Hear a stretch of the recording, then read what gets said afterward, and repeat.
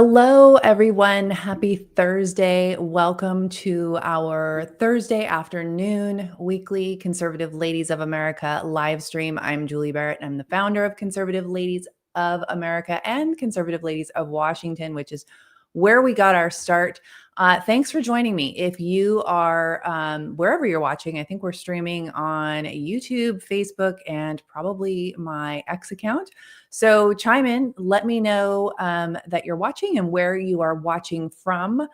This is an interactive live stream. So if you have questions as we go, please feel free to ask those. Once I kind of get into a couple of the things I'm talking about, I'll probably try to get through it, but I will take questions at the end for sure. So I'd love to hear how you guys are all doing. It's now been over a week since the assassination of Charlie Kirk at Utah Valley University. And things for me feel really weird. There's a lot of weird going on. So I have like this deep sadness for the loss of Charlie Kirk. And I didn't follow him very close, to be honest, just because I was kind of in my own little world of policy, and really I kind of catered to an older audience than Charlie did. But my children, who are all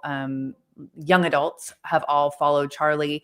And so it's given us something for sure to talk about over the last week, and interesting seeing how my adult children are responding to it. But it's one of those things that I think, regardless if you followed Charlie or not, regardless if you're a Christian or not, or even maybe even a conservative, just a common sense person, I think we can all appreciate the work that Charlie did. And one of the things I'm really have found over the last week is I've been watching some of his old videos and listening to some of his friends talk about him. He really stood strong and didn't compromise, at least from what I can tell, on his Christian beliefs. And his relationship with Jesus was really first and foremost in his life, and telling people about Jesus was his priority in life, leading people to Jesus, making heaven crowded, as we've heard him say many times now over the last week in replayed videos. And I love that. And it makes me want to be better in my own work, in just being more patient with people who I don't see eye to eye with, or just being more bold in my face and being more bold in my faith. And I did a video talking about that, so I won't continue on like that. But I am curious how you guys are feeling. There's been a lot of I don't want to go too deep into the information about investigation and some of the conspiracies and this, that, and the other thing. I'm still at the point where I'm just trying to consume information, process the things that I'm finding, and kind of try to filter out what I think is real. There is so much out there. There's a lot of things that really don't add up and don't make sense. And I think that it's very okay for us to acknowledge that.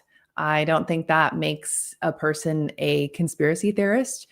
For instance, the text messages that we saw between the alleged shooter and his boyfriend, who supposedly is transitioning to be a female, which you can't do that. That's just not possible. But in reading the text message exchange that we're supposed to believe is authentic, there are so many things about it that just don't make sense. For one thing, we have 4 of our kids are a pair of 19-year-olds, they're twins, and then almost 21 and almost 22 boys. And both of our boys are gamers, and none of our kids talk like that in text messages or anything for that matter. Maybe if they were writing a paper for school or something like that, but that's just not how 22-year-olds talk. And so from that aspect, it's a little bit weird, but I also found it interesting because the text string answers every question that we might have had, from the timing to where he got the firearm, the change of clothes, even the engraving on the casings.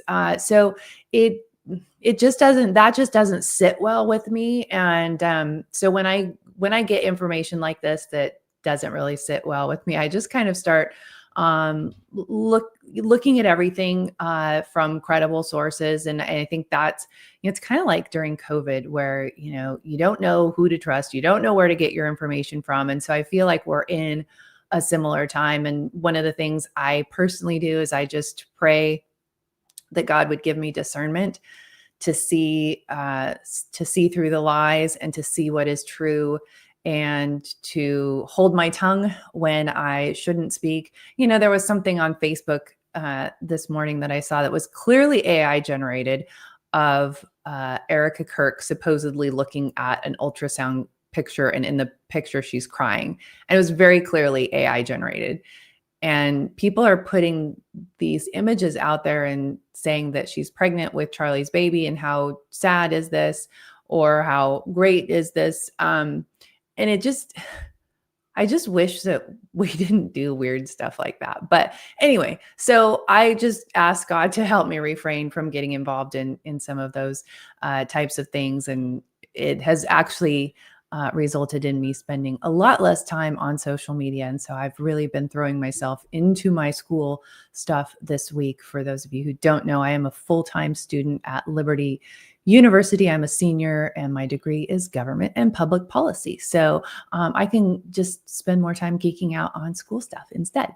So that's kind of where I'm at with just the information that's coming out, and just trying to use discernment and weigh fact from fiction. But one of the rabbit holes that I have gone down over these last few days. So Pam Bondi, I forget, was it Tuesday, Pam Bondi, or maybe it was Monday night, that she was on that conservative podcast with Katie Miller, who is Stephen Miller's wife. And she said that they were going to go after and target people who were using hate speech. And one of the things that most everybody now knows, if you didn't before Pam Bondi made that statement, now that Charlie Kirk was very much against any kind of like hate speech doesn't exist. I have the tweet here. Let me put this up. Yeah. Hate speech does not exist legally in America. There's ugly speech, there's gross speech, there's evil speech. All of it is protected by the First Amendment. Keep America free. This X post went viral after she made those comments on the podcast. And then she came back Tuesday morning and posted on X, kind of clarifying what she was trying to say. She was trying to walk it back. But a lot of people think Pam Bondi is really conservative. As someone who lives in Florida and hears a lot of the Florida chatter. Now, I didn't live in Florida when she was the attorney general here, but she was under Rick Scott's administration.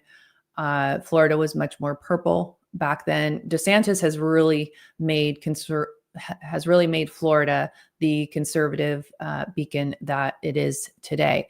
Pam Bondi was responsible for a lot of, for instance, the red flag laws with firearms and the Second Amendment here in Florida. She really isn't known to be a conservative. So when she was nominated for that position by President Trump earlier this year, there was a lot of talk here in Florida about her being a rhino and not really being all that conservative. So when I heard the hate speech stuff, it really didn't surprise me coming out of her.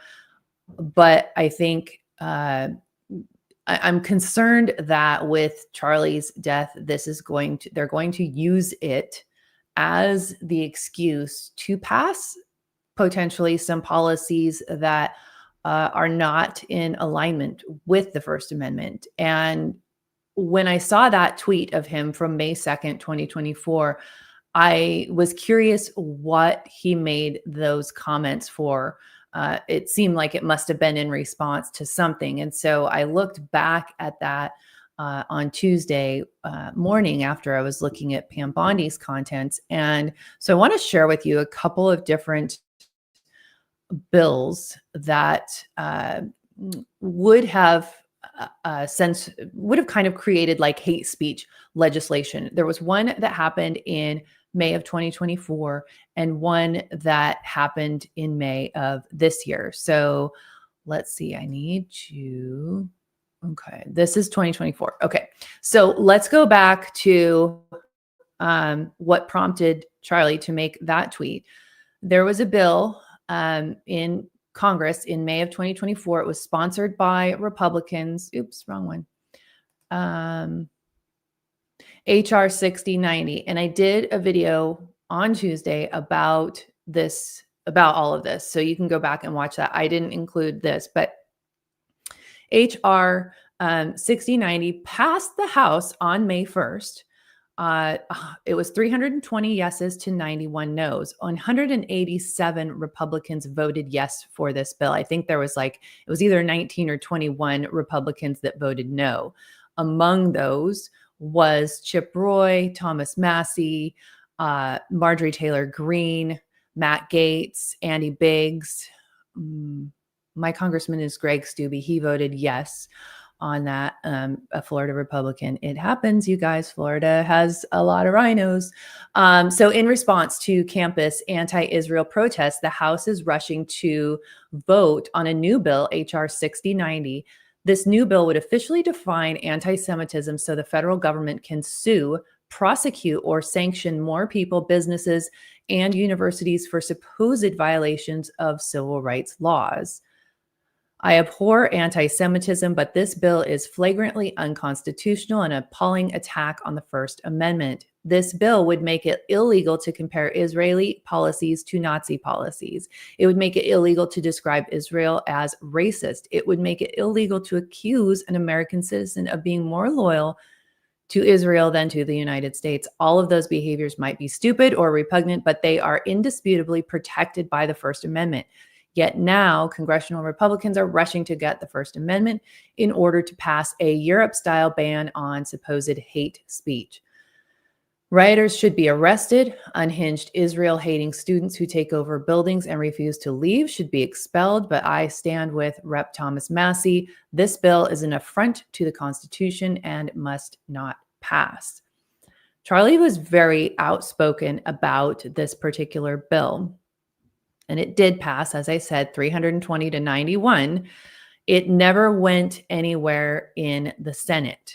But my radar is up right now, wondering if we are going to see this bill reintroduced. Will there be an appetite to move this bill along? I believe, and I could be wrong, so if you're in the chat and you know otherwise, I believe that they would have to reintroduce it as a new bill and they would have to vote on it again. I don't believe that there's like a biennium, especially that wouldn't be because we had elections last year, so you'd have a whole new Congress now.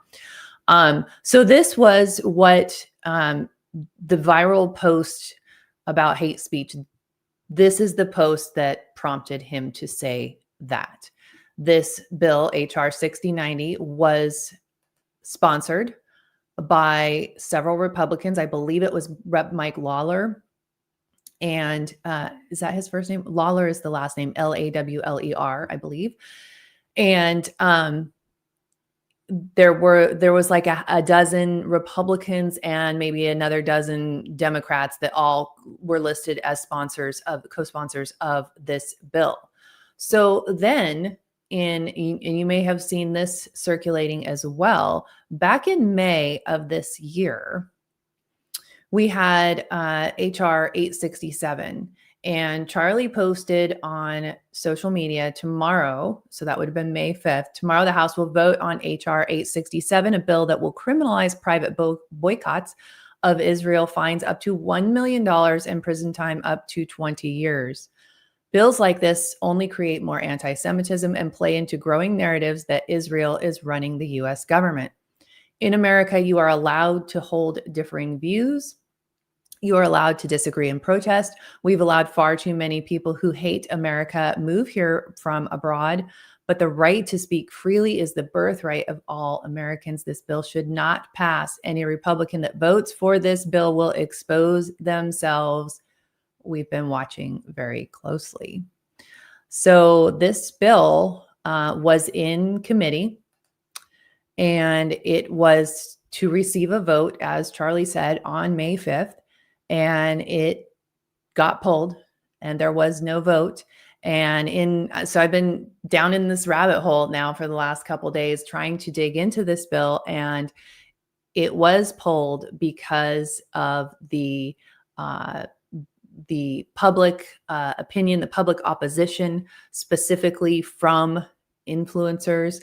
And I think it's safe for all of us to assume that Charlie was probably the biggest influencer on this piece of legislation. I've done a lot of searching to see what else I could find, who else maybe was publicly opposing this as vehemently as Charlie was. And aside from Marjorie Taylor Greene and Thomas Massey, I don't find someone, an influencer type voice, a podcaster, a conservative voice like Charlie. I'm not finding anyone else who was doing that. And so I think it's interesting that now, on the heels of Charlie's death, we're hearing a lot about the renewed outcry for hate speech, policing speech of free Americans. And even last night, there was a vote in Congress to censure Ilhan Omar and remove her from a couple of her committees.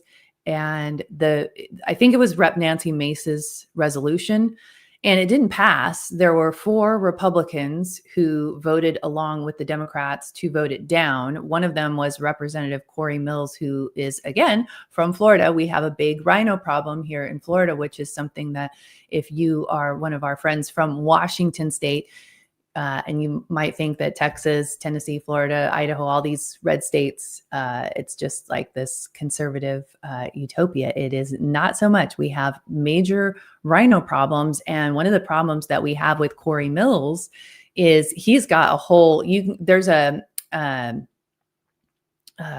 can't think of his name right off the top of my head, but there's an article on The Blaze he's RM Conservative. What is Conservative Review? Daniel Horowitz. There it is.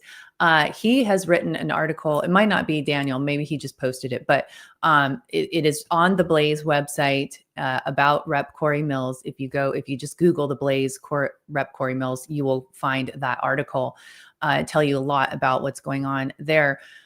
I'm seeing Corey Mills on flyers for the GOP Lincoln Day dinners at counties around the state. So clearly the Florida GOP and the different counties have not decided to disown Corey Mills just yet and get someone to primary him, which is really disappointing. I think really that's kind of the role of the party, is to ensure that we have people that are either, if they're a candidate and they're not in alignment with the platform, then they're sourcing candidates, trying to find candidates to run against them. But unfortunately, usually the incumbents get the support of the party, and that kind of keeps a lot of conservatives out. But one of the things I wanted to tie the vote last night in Congress and these 4 Republicans that voted against them, while they're probably all rhinos, and they probably voted with the Democrats because somebody was holding something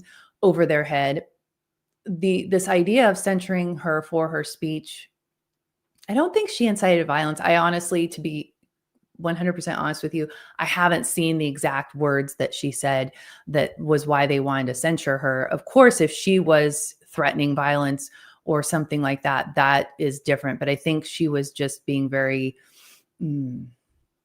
evil with her speech, I'll say. That goes back to the First Amendment. And I was saying this to somebody earlier today. We don't even agree what is reality and what is truth, right? It is my position that reality is there are 2 genders, 2 sexes, male and female. Well, the Democrats don't believe that. They believe that there's, countless genders and countless sexual identities. So we aren't even grounded. We're not even living in reality together. And so if I say, a man can't turn into a woman, they consider that hate speech. So we have very different definitions of what hate speech is and all of that. And the First Amendment really, Charlie said it so well. It even though I don't like it, maybe it's evil and it's grotesque and it's horrible. They have a right to say that. And there is a consequence for that. And it goes back to the voters in Minnesota that elected Omar.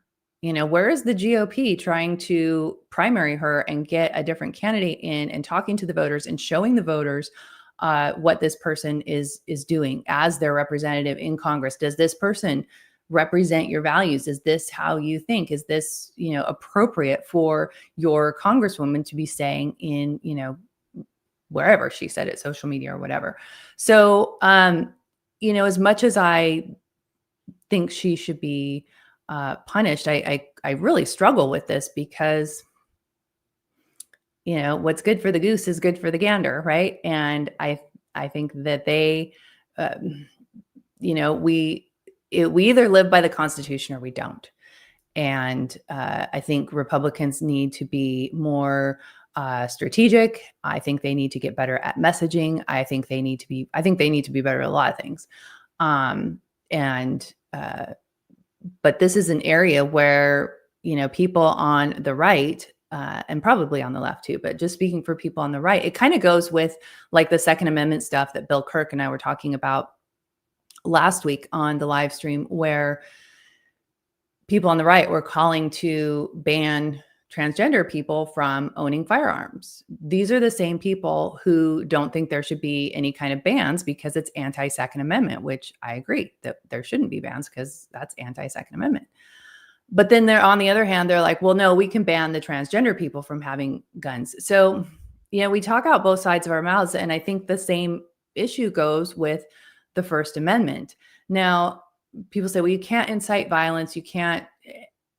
And what does that look like? Right. I'm thinking about, I don't know, 10, 15 years ago when I needed to get a restraining order.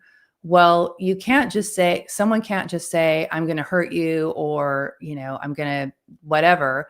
And then you get a restraining order. I mean, you have to be able to really prove that there is a real threat. We have things like, we could go on all day about different examples. So anyway, just food for thought. I'm still wrestling with this issue. I don't really have, I don't know that I have a good answer on the Ilhan Omar thing yet. I just struggle with that. But I do know that those 4 Republicans are all probably rhinos regardless of whether, that's a First Amendment issue or not. Those guys probably got to go.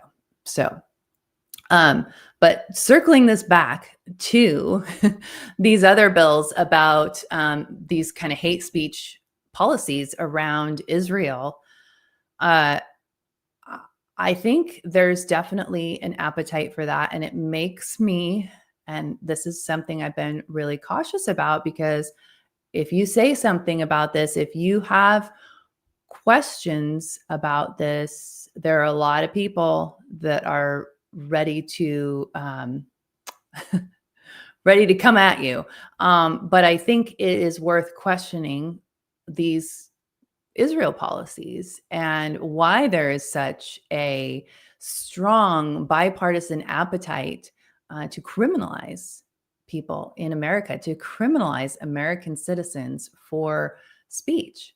It's blatantly unconstitutional, and yet we have all these people that want to do it, that want to pass these policies for whatever reason that may be. So there was an article I found. I'll try to put it in the link here for you. Maybe I know Joy knows. Joy and I were talking about this a little earlier. So House Speaker Mike Johnson held private meetings with AIPAC, which is the Israel PAC, and Jewish leaders on Wednesday on Capitol Hill, wherein he reportedly pledged to screen out isolationists, GOP candidates, to prevent that wing of the party from growing larger in the House. Now, who are the isolationist GOP candidates? We are talking about people like Thomas Massey, Marjorie Taylor Greene. Matt Gaetz, of course, is no longer in Congress, but he was one of the people that voted against HR 6090 back in 2024.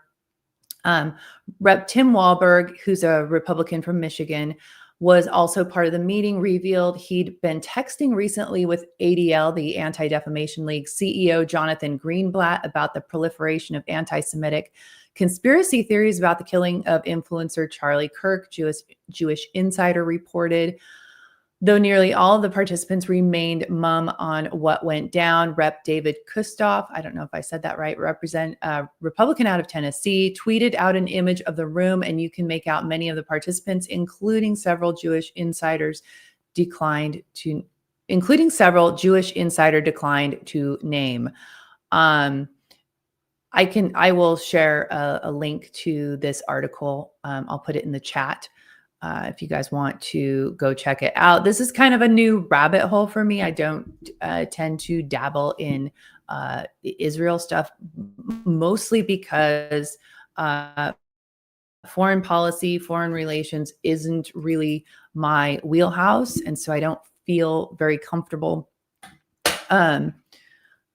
talking about it and opining on it. However, making the connections between these two bills, when I was searching out Charlie's tweets and the hate speech stuff, it was really interesting to me. And you have been hearing a lot about, as this post mentions, the conspiracy theories about Israel.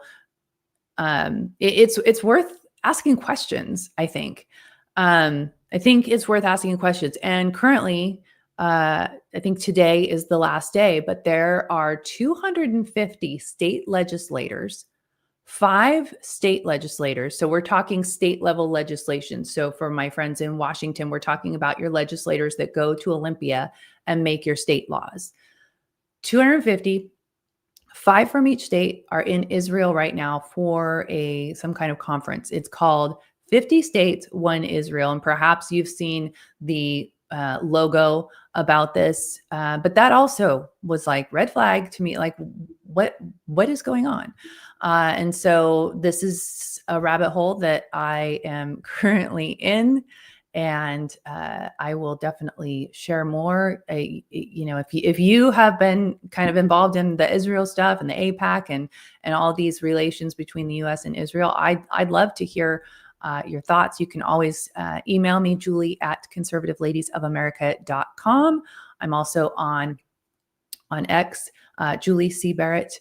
Yeah, you might be watching there. Jean Johnson says America first, and I agree. And I think that is, if you followed sort of this America first movement, which is, Charlie's really was a big part of that. And these America first candidates and congresspeople, they are the ones that are kind of considered the isolationist as far as Israel goes. But there's even video out from very recently. Charlie Kirk was on the Megyn Kelly show at the August 6th, I think, where he was talking about some of his questions that he was asking about Israel, and some of his positions about Israel were starting to change. And they're telling people, you maybe have seen it on social media, don't listen to Tucker Carlson, don't listen to Megyn Kelly, don't listen to Candace Owens. And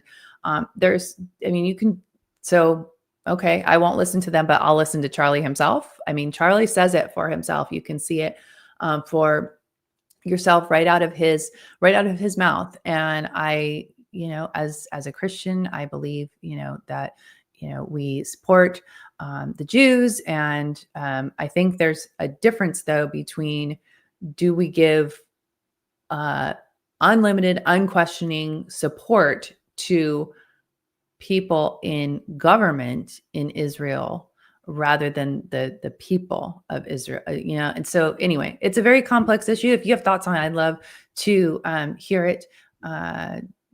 Let's see. Jean says the Republicans are as much the enemy as the Democrats. These are the people we are supposed to die for. No, not me. But yes, you are right. The Republicans are as much the enemy as the Democrats, for sure.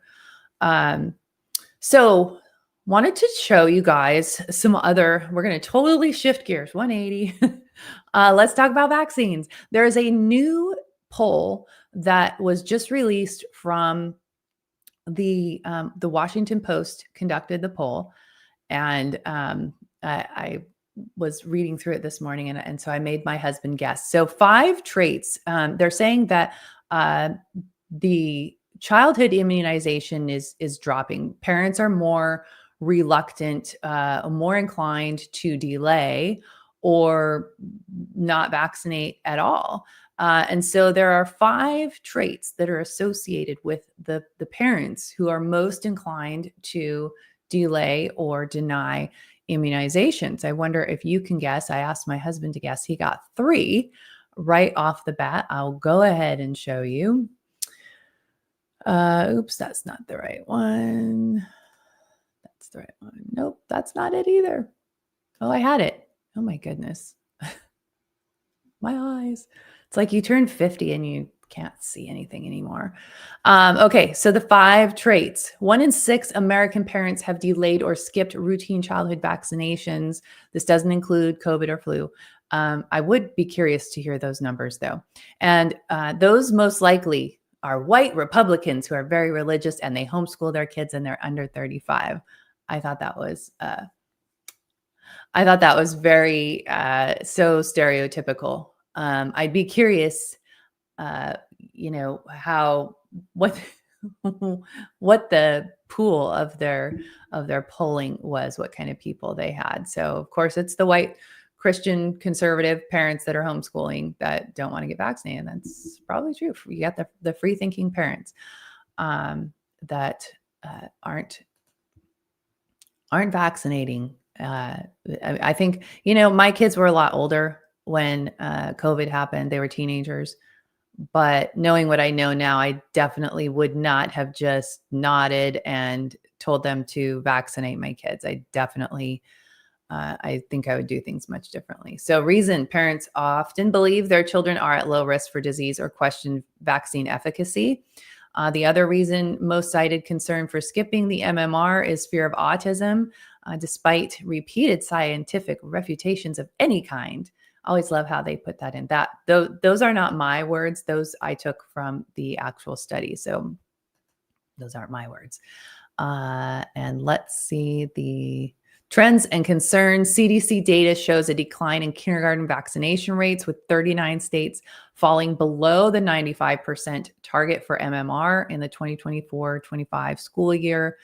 Measles cases have surged to their highest level since the disease was declared eliminated in the US in the year 2000. So that was interesting. And if you are, it's interesting, not surprising, right? Like, I think that everything that we are seeing with the way, with the mRNA and the different COVID vaccines, and just the issues and the problems, and I've never seen so many young people my age. I consider that young. I'm only 50. I've never seen so many people my age just died suddenly. And it is tragic and it's scary. And I can see why parents aren't vaccinating their kids. You start questioning every other vaccine. And I probably better be careful what I say, or the YouTube folks are going to boot me.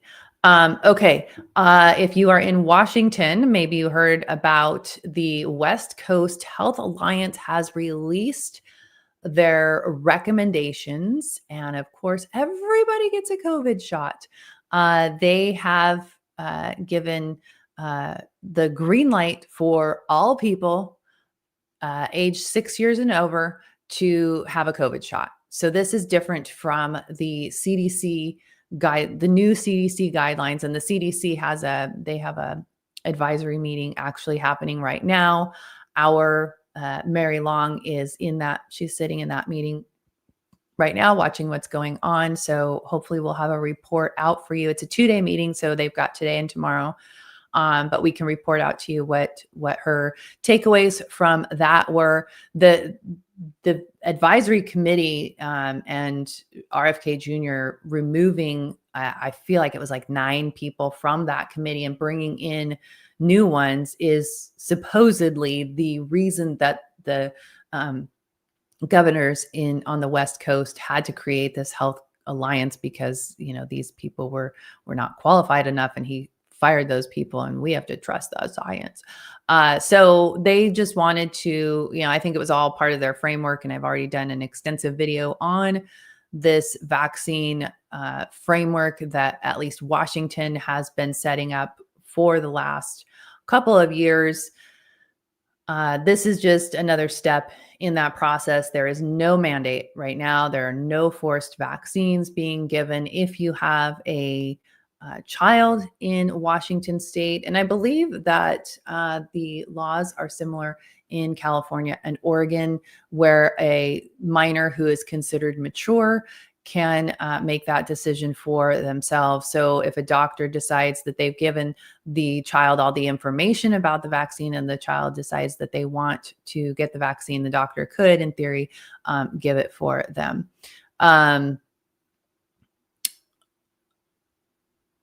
That said, I'm not hearing of any like vaccine clinics happening in schools or anything like that. So talk to your children. I recommend every parent in one of these states, have your child sign a release of information with their doctor, have it on file with the doctor as soon as that child turns 13. That way you will have access to their records. You want to do that with your medical insurance company as well. And this happened to me, because we weren't able to even talk to the insurance company about our daughter was in intensive care, and we needed to figure out what was going to happen next. And so we needed to get some referrals for other hospitals, and they wouldn't even give me referrals until I had a release of information, which when you have a patient in intensive care, that release of information is very difficult to get.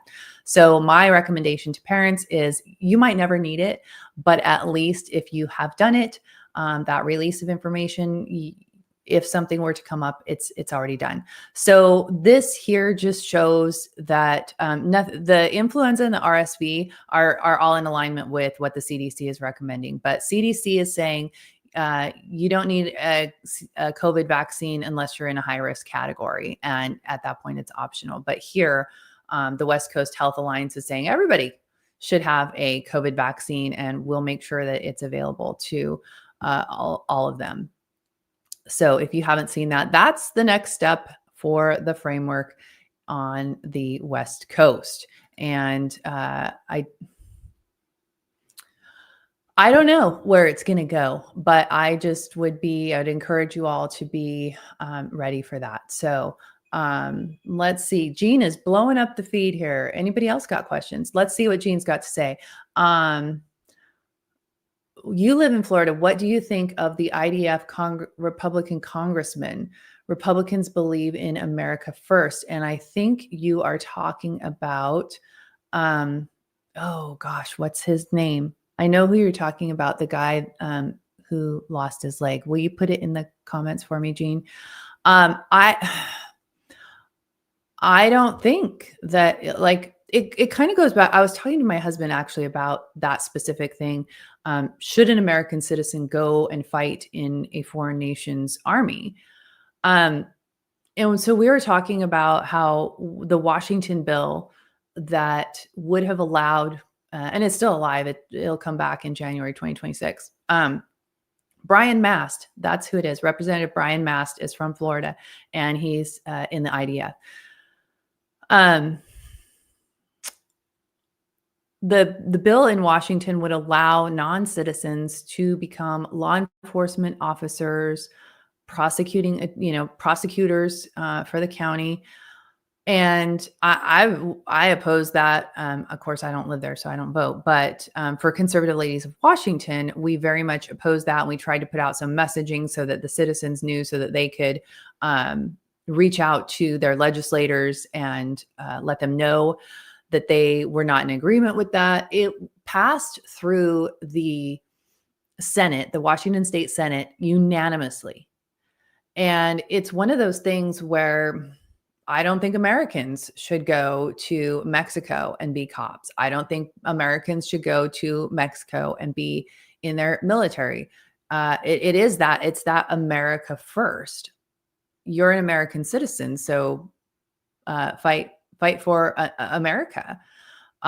Likewise, would we have someone from another country be in our military? And yes, we do allow that. They have to go through quite a process. So it's not like the Washington law where these people would be able to become law enforcement officers just because they're legally permitted to work in the United States. Anybody claiming refugee or asylee status can legally work in the United States. For the military, though, you have to have a green card and you have to go through, there's other steps in the process. So it's a highly vetted process. And basically you're not going, you're going to become an American. Yeah. If you join the military, you must get, and eventually you must get your citizenship. So there's definitely a different process. And I think, I don't, if you are aged and willing to fight, you should fight for America. That is your country. If you're an American, fight for America. Or if you're going to go fight in the IDF, go become an Israel citizen, I guess. To be honest, I haven't really, I hadn't thought about it a whole lot until today. So those are just kind of my fresh thoughts that I've been having on that particular issue since today. So a lot is going on. And there's, so much emotion right now, I think, with people being really sad and grieving for Charlie Kirk and being really mad at the response by the left.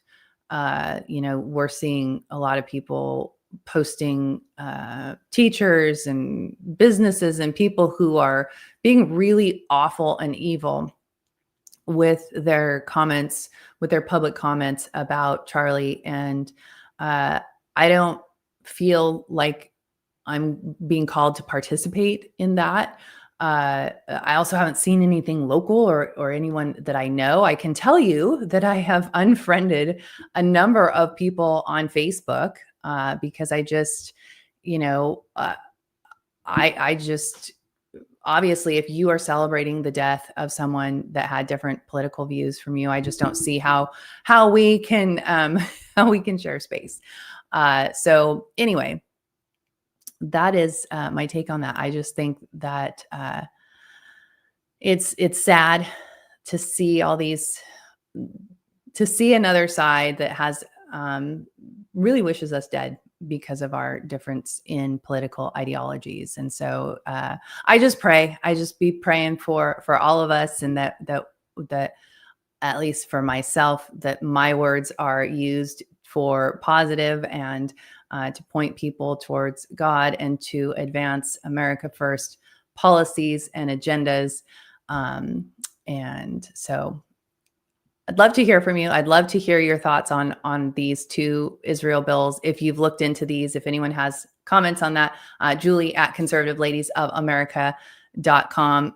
Sorry, I'm kind of fresh. I was just trying to look up the details on these bills before I went live today so I could share them with you. So I'm sure I'll keep digging and finding out more. I'll probably put out a Substack and maybe another video on it. But if you have any thoughts, I'd love to hear from you. I hope you guys all have a great rest of your Thursday. I hope that you have a fantastic weekend, and I look forward to seeing you again next Thursday at noon Pacific, 3 p.m. Eastern.